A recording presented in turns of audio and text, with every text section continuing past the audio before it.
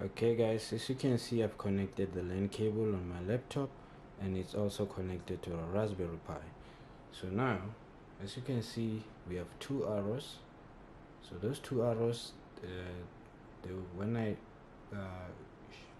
put my cursor over there, so it will show the IP address. So those IP address, I'm going to put them on the software on my laptop called PuTTY. You remember? So if you don't know what is PuTTY, go to the video where I talk about the three softwares to for Raspberry Pi. So it's PuTTY. So after putting the IP address on the PuTTY, is just to put the IP address on PuTTY is just to activate or enable the VNC. So the VNC is like a visual machine. So I'm going to access the Raspberry Pi on my laptop. So whatever that you see on the big screen, it will be happening on my laptop. Okay guys, let me show you. Okay guys, it's my laptop. So you go to search, then you look for PuTTY. So yes, then you put the IP address. So the IP address, when I'm looking at the, so 169.2.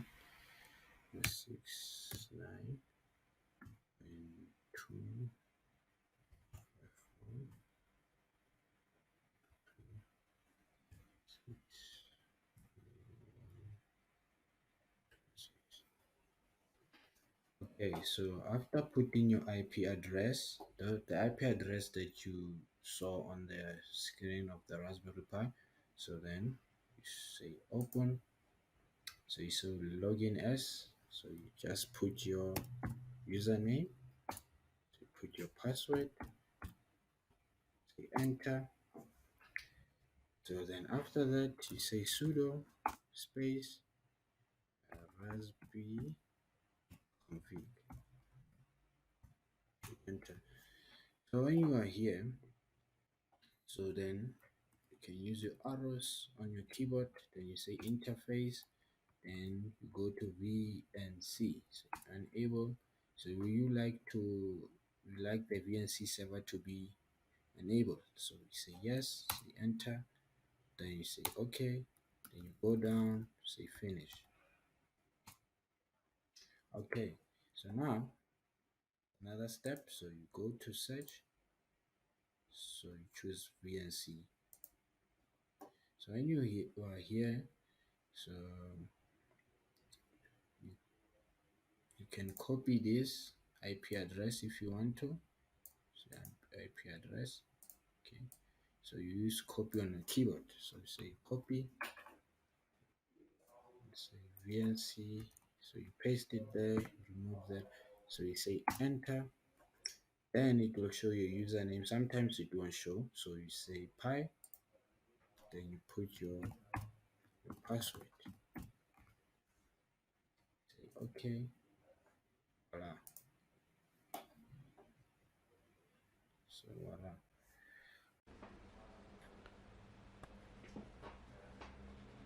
So let me open that. See, it's happening over there. It's happening over there. So we're just gonna open that. Say this one.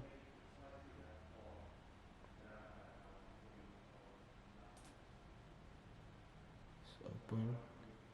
So this one is opening also. So okay, back to the screen. Okay, so the first thing that you need to do, you click on this, say programming, then you choose this one, Python IDE for beginners. So that will open. So then we start with our code. So the first thing that we need to do, we import the libraries. Import RPI dot GPIO. Then we say import, say time. So those are our two libraries we're going to use. So then the second step, then we say we set up the pins. So setting up the pins, we need to know where are we going to connect our LED, which pin. say GPIO dot set mode. So this one is GPIO dot BCM.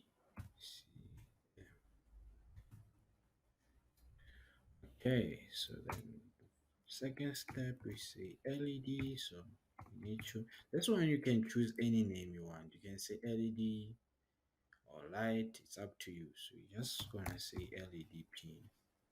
So where are we going to connect it? To pin number 22. So let me say next. Then on this one we need to state, is this LED an output or input? So in this sense, is an output. For example, if we have a switch and a bulb is an output, a switch is an input. A bulb is an output, a switch is an input. So now we have a light or an LED, so we use it as an output. So we're going to say GPIO dot setup. So we're setting up, open bracket, then say LED pin, comma GPIO dot output. Remember.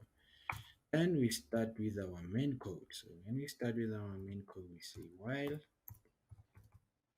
Remember, guys, the alignment, it's very important. The thing is that about Python, if you don't if your alignment is wrong, your code it will show as if your code is wrong, even though the code is right. But because of the alignment. So with C language, I don't know about Java. With C language, it doesn't matter. But this one, alignment is very important. So if you want to check the part of an alignment, just go to the video on Python where I show if statement and decision making. Okay, then you say enter. So you say GPIO dot out. So out. Okay, then we say LED P, comma high, comma GPIO. So high means on, low means off. Yeah? Say enter. So then we say time. It will supposed to be on for 1 second. So we just say sleep. Then say 1 second. All right. So then before we do that, we need to on the shell here, it needs to display if the LED is on, is to say LED on. It needs to display our message. So we say print. So let's say LED LED. Then we come to this one, we do the same thing, and we say GPIO dot output open bracket LED pin dot low. No, comma GPIO dot low. So then we print, see. Okay, it's something I didn't do that. There we go. So LED is off. And say time, sleep. How easy is that? And we are done with our code. So we're going to run the code. So we're just gonna run the code. Let's see. Okay, no, I made a mistake again. So say that. So say run GPIO. Oh, on this part. So GPIO SGP. So we need to give it a name. So GPIO. So that's why. So let's say one. Okay, there we go. You see, LEDs on, LEDs off, LEDs on, LEDs off.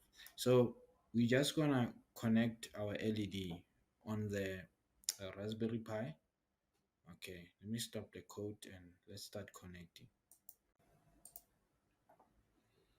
Okay guys, as you can see, so now we connected our LED on pin number 2, but what, so don't confuse the pins and the pin name. So as you can see on the code, so we use GPIOs. So these are the GPIOs. So now we're going to connect, we connected on pin number 22. So not pin number 22, we connected on GPIO 22. So these numbers. So these are the pin numbers. So GPIO 22 is pin number 15. So that 22 that you saw on the code, it's not a pin name, it's a pin number. Pin number 15 is GPIO 22. So as you can see on the first one, we connected our fan. So our fan needs 5 volt and the ground. So the red wire on 5, which is pin number 4, and the pin name is 5 volt, then the black one on ground. So now then we connected our LED on actually we connected our LED on pin number 34, which is our ground. Then we connected our GPIO pin number 15, which is GPIO 22. So let's get to it. It will do that until we press the stop button. See, Raspberry Pi. Okay, let's go to stop button.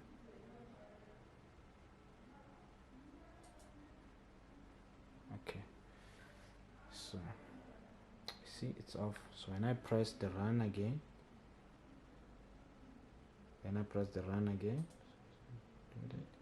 see our shell, you see, second it, see it's on. Okay guys, thanks for watching. See you on the next one.